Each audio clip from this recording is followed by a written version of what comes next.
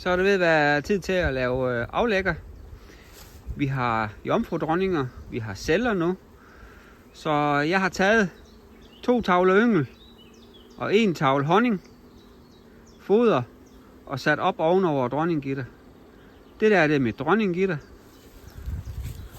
Og her har jeg 3 tavler. De sidder her i 5 til 6 døgn. Så kommer jeg med dronning, og så kommer de over og sidder på deres egen bund. Nu lige der sker det, at de rigtige bier, de sætter sig på de tavler heroppe, og de andre bier, jeg ikke skal bruge, de går derned igen. Om 5 til 6 døgn, der kan de ikke længere bygge en dronning heroppe, fordi der er æggene for gamle. Så er de meget lettere ved at tage en dronning. Nemt og hurtigt. Ellum Biavl, Tonni Tychsen.